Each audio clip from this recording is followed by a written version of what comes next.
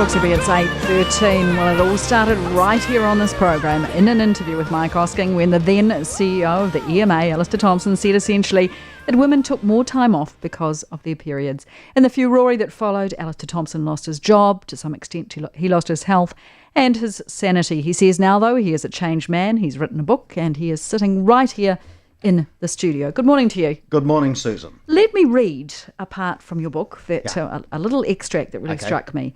As with steel hammered from the fiery furnace into a fine new sword, my life has been changed into something better and more meaningful than it was before. Yeah. Are you regarding yourself now as this fine new sword? Yeah, I feel that I've been improved and honed into something that was much better than before. So yeah, it's just a way of describing how I feel now. A much better person. And you know, most of my life, Susan, despite being successful in business and having some great successes, you know, in my term as mayor, as heading up the Waikato District Health Board at EMA for 12 years, turning around that organisation, and some crises too. But you know, never did I really ever feel happy. I never really felt happy inside. I never felt joy. I had a background of mental illness, which runs in the family. It's easy to deal with. That wasn't the real reason. I just feel different now. I just have that joy and happiness, and I feel a totally different person. What are you trying to do with this book? Are you looking for redemption? Are you looking for forgiveness? Are you looking for rehabilitation? Or are you looking for revenge? No, none of those. None of those. Certainly not revenge. Certainly not rehabilitation. Rehabilitation, if you like, comes well before you write a book. I didn't even think I'd write a book. I didn't want to write a book. I had no intention of writing a book. But after I'd been away overseas a long time, I came back, and late last year, I found myself going to bed, and I'd be writing this story in my head. And the next morning I couldn't remember it, and this happened about 4 nights in a row. And one night I got up and wrote down what I thought, what was happening in my head. So it just absolutely happened. So I thought, well, look, what I want to do is I want people to know who I am, who I was, what shaped me, what I am now, the things that have happened. There's some wonderful stories in there. There's also a lot of controversy in there. There's things in there about business ethics, about yes, you're people not afraid of putting your opinion forward still, are you? I mean, that's one of the things about you. You are so not afraid. Well, your opinion is in there on everything. You know, there's an opinion in there about a lot of things, but it's backed. It's not, you know, like I talk about the unjustified trading situation that was perpetrated by But you also Genesis. you have a good go at people who had a go at you, and we'll talk about specifically Mihi Forbes on Campbell Live. And I don't think I had a go. Well, you've described her as a liar. You say that she set you up to some extent. She said you describe her as lying to you. Yes, that's right. You say that Campbell Live put up the best bits in 4 minutes, and actually the interview was fine. It wasn't. I've looked at that 28 minutes many times. It was not fine. No, the 27. What I was drawing a distinction between, Susan, was the 27 minutes. There was 24 or 3 of them that was okay. It wasn't. I've looked at it. It wasn't. You look Alasdair. By comparison. By comparison, so it was less bad. Yeah, okay. Well, I'll buy that. It was less bad. What was really bad though, and terrible, and it's not that I regret it, that I'm sorry about what it did to me. I really genuinely regret it. I'm sorry. It's appalling what I did, especially in that 3 or 4 minutes at the end. That was absolutely appalling. Now, the rest of it... Wasn't the issue with that, okay, we'll take those minutes, but you did a 28-minute interview. You're very experienced with the media. You know you don't do that. You go on and on endlessly around it. Wasn't the same issue then sort of what you're doing now? You didn't know when to shut up, and is that what you're doing now with this book, putting it all out there again, regurgitating it all again for everybody to sort of trawl through? Well, I think that the best people to judge that will be the people who buy the book and read it. I think that's the only thing.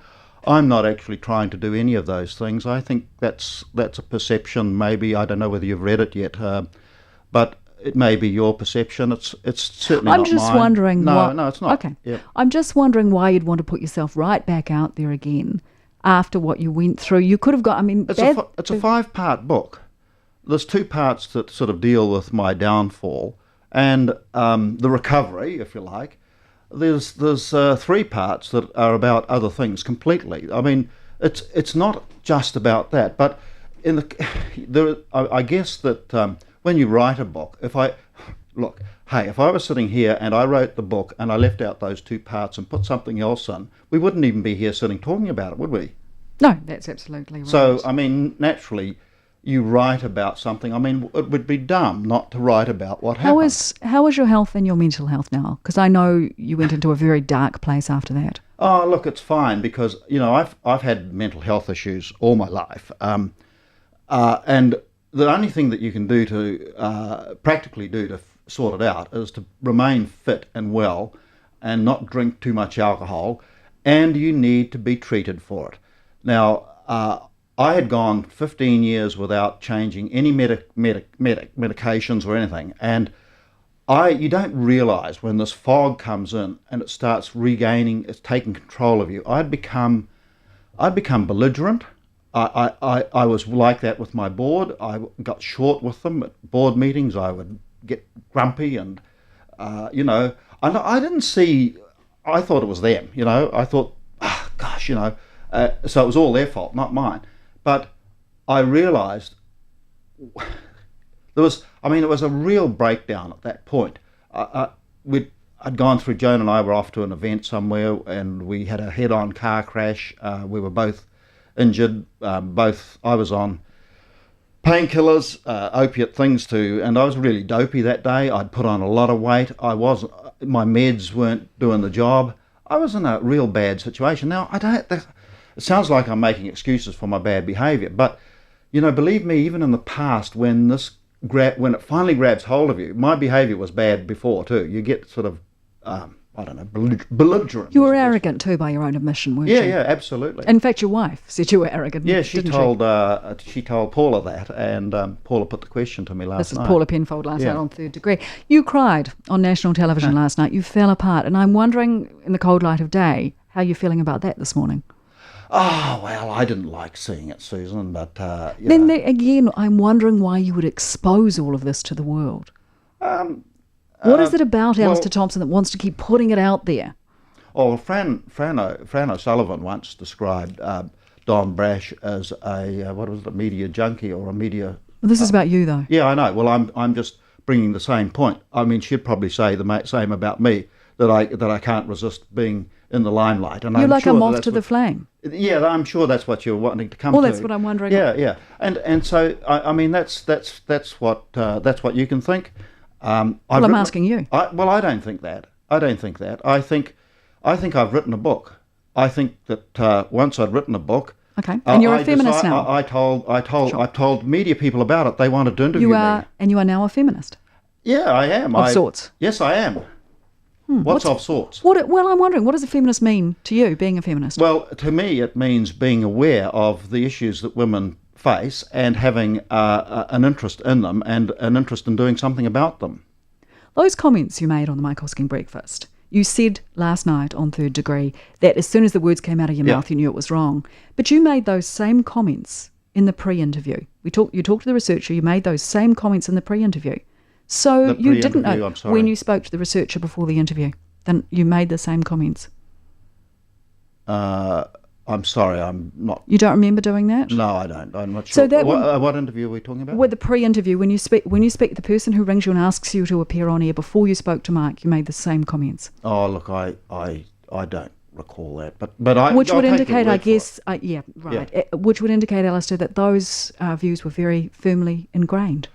Yes, well, you see, it's interesting. Read Gender Gap, chapter 18 in the book. The research. But what I'm asking you, I'm asking you as a person. Those attitudes were firmly ingrained, weren't they? In you? Those attitudes. Yeah. I'm wondering how difficult it's been to uningrain those attitudes and become this sort of new age bloke you say you are now. Oh yeah, well. I don't think it's overly difficult if you have an open mind. I mean, there are people, we can go through life without an open mind. If we never change our mind, we're not learning from any mistakes. So I don't think it's difficult at all. But I do encourage you to read chapter 18 of the book on the gender pay gap. And I have read the book. Yeah. Interested also to see... right at the beginning, you talk about women. Proportionately, the women I've encountered more outstanding, impressive, deserving of respect than most men. You really rave about women. Yeah. I wonder if you're protesting just a little too much. Well, look, you can wonder away. I don't. Well, I'm mind. asking you. That's what you're here for. No, it's rubbish. I have an utmost respect for the women that I've described. in my life, and that's why I've highlighted that. I mean, look, the women I know. I mean, we take the women members of Parliament. Person for person, they're far better than the men. I mean, that's obvious. Any fool can see that. Even a man can see that. Something of a sweeping generalisation. No, it's not, Susan. I mean, look. Well, it is a sweeping generalisation. Look at isn't the that quality just as of the silly? women. Isn't that just as silly as saying that the women aren't as good as the men? Isn't that just a silly, a sweeping statement like that? Well, you might not think they're well, as I'm good, but I actually... No, I know, you've asked and I've answered. I think the women are fantastic.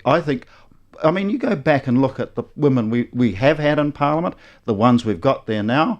I mean, you know all of their names. So every single woman in Parliament is fantastic. No. That's what you're saying. I said that if you take them across the board, they're better than most of the men, and I believe they are. That's my belief. It might not be yours, and it might not be some listeners, but that's my belief. I think our women members of Parliament are, by and large, do a better job, work harder, and are more consistent in their thinking than most of the men.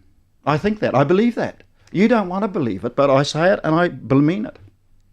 You say you didn't get your chauvinist characteristics. This is in your book. They didn't come from your parents. Where do you think they came from? Well, I don't. What I've said in the book, that if they've come from anywhere, probably came from being at a boys' boarding school for 5 years. But that probably is not fair either. To the extent that I have had chauvinistic attitudes, sexist attitudes. It's probably a societal thing. It's probably my age group. I don't know. It's sort of just one of those things. Well, I hope you are well now. Yes, I am. Thank you very much. Very good, and I'm pleased to hear you're happy. And thank you for coming in It's to a the pleasure. studio this morning, Alasdair Thompson.